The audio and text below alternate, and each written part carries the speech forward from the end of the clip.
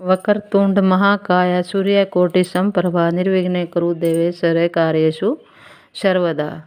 जय हो गजानंद महाराज की जय हो। नवरात्रि व्रत कथा।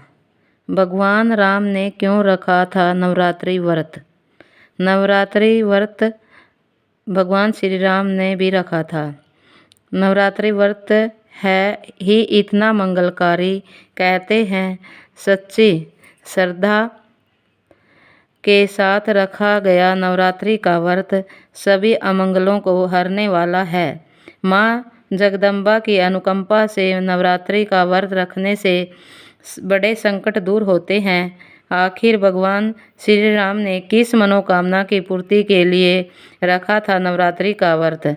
मर्यादा पुरुषोत्तम श्री राम ने भी नवरात्रि का व्रत रखा था। उनका बड़ा ही मनोरम वर्ण है श्री रामचरितमानस में है।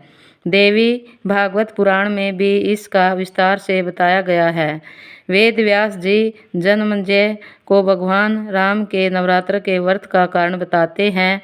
इसी प्रसंग में नवरात्रि के व्रत की यह राम कथा उभरती है। जन्मेजय के जवाब में व्यास जी ने कहा, सीता हरण से दुखी श्री राम लक्ष्मण से बोले, कितने बुरे दिन हैं। पिताजी सुरधाम सिधारे, अपनी नगरी छूटी, वनवासी बने, सीता हरी गई, पता नहीं आगे क्या हो। पर इतना तय है कि जानकी के बिना अयोध्या न लौट सकूंगा। लक्ष्मण तुम भी सब सुख छोड़कर मेरे साथ निकल पड़े। अब इतना कष्ट भोग रहे हो। रावण ने अधिक परेशान किया तो जानकी प्राण दे देगी, पर उसकी बात न मानेगी। जानकी ने प्राण त्यागे तो मैं जीवित न रहूँगा। लक्ष्मण बोले, भैया आप चिंता न करें, बहुत से वानर सीता माता की खोज में गए हैं, जल्दी से उनका पता चल जाएगा। मैं अकेले ही सारे देवताओं और दानवों को जीतने की अक्षमता रखता हूँ। फिर भी आवश्यकता पड़ी तो सेना सहित भरत और शत्रुघ्न को भी बुला लेंगे। आप कतई चिंता न करें। भगवान श्री राम और लक्ष्मण यह बातें कर ही रहे थे कि नारद आकाश से विशाल वीणा बजाते हुए झूम झूम कर गाते हुए वहीं उतर गए। नारद जी ने रामचंद्र जी से कहा, हे राघव, तुम साधारण मानवों की तरह इतने दुखी क्यों हो? देवलोक में मुझे पता चला है कि रावण ने सीता का हरण किया है। उसने सर्प को माला समझकर अपने गले में डाल लेने वाले किसी व्यक्ति की तरह यह काम किया है। निराश मत हो, उनके वंश का नाश अब निश्चित है। यह कैसे होगा मैं बताता हूँ। इसी अश्विनी महीने में नवरात्रि व्रत करो। नवरात्रि में उपवास, भगवती की पूजा, उसके नाम का जप और हवन हर तरह की सिद्धियाँ देने वाला है। और ब्रह्मा विष्णु महेश इंद्र तक यह व्रत कर चुके हैं। कठिन परिस्थिति पड़ने पर तो यह व्रत जरूर करना चाहिए। विश्वामित्र, भृगु, वशिष्ठ और कश्यप ने भी यह व्रत नवरात्र किया था। वे सब माँ भगवती की कृपा से अपने ऊपर आई विपत्ति को टालने में सफल रहे। इसलिए आप रावण वध के लिए इस व्रत को जरूर करें।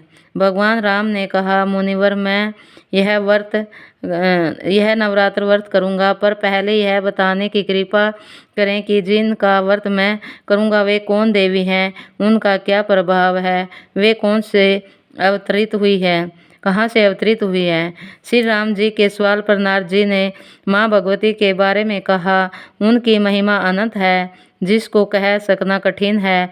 उनके अनगिनत नाम हैं। वह आदि शक्ति देवी जो हर जगह हमेशा विराजमान रहती है और यही देवी तीनों लोकों की सृष्टि करती है। ब्रह्मा जी और वेद इन्हीं से प्रकट हुए हैं। भगवान श्री राम ने कहा, मैं पूरी लगन से आदि शक्ति का यह व्रत करना चाहता हूँ, कृपया व्रत के विधि विधान बताइए।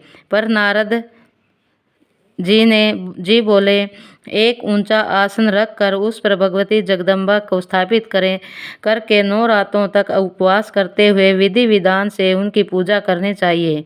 मैं इस कार्य में आचार्य का काम करूँगा। अश्विनी मास आ गया था। भगवान राम ने मुनिवर नारद जी के कहे अनुसार किष्किंधा पर्वत पर एक ऊंचा आसन बनवाकर भगवती जगदम्बा की मूर्ति रखी।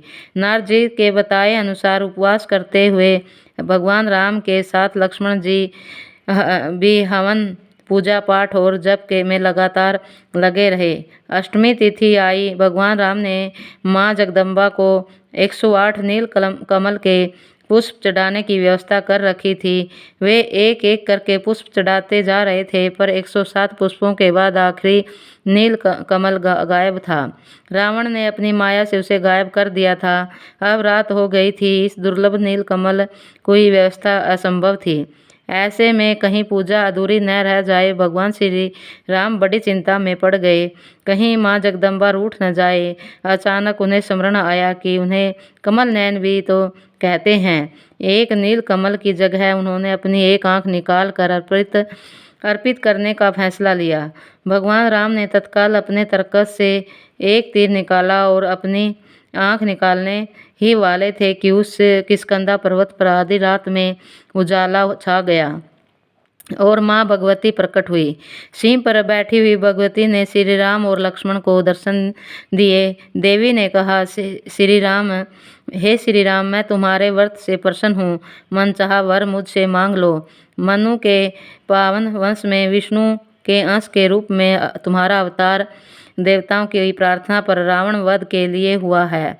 तुम्हारे साथ उपस्थित ये सब वानर देवता के अंश हैं। इन सब में मेरी शक्ति भी है। लक्ष्मण शेष नाग का अवतार है। यह मेघनाथ को मार डालेगा। अब यह इस व्रत को पूरा करने के बाद पापी रावण को मार कर सुख पूर्वक राज्य भोगो। 11,000 वर्ष तक धरती पर तुम्हारा राज्य रहेगा। इसके बाद तुम अपने परम धाम को सिधारोगे। व्यास जी ने कहा। यह कहकर भगवती अंतर्ध्यान हो गई। भगवान राम बहुत प्रसन्न हुए। नवरात्रि व्रत समाप्त करके 10वीं के दिन भगवान राम लंका की ओर चले, पर उससे पहले विजयादशमी की पूजा भी की थी। दोस्तों, जय श्री राम, जय श्री राम, जय माँ भगवती की जय हो।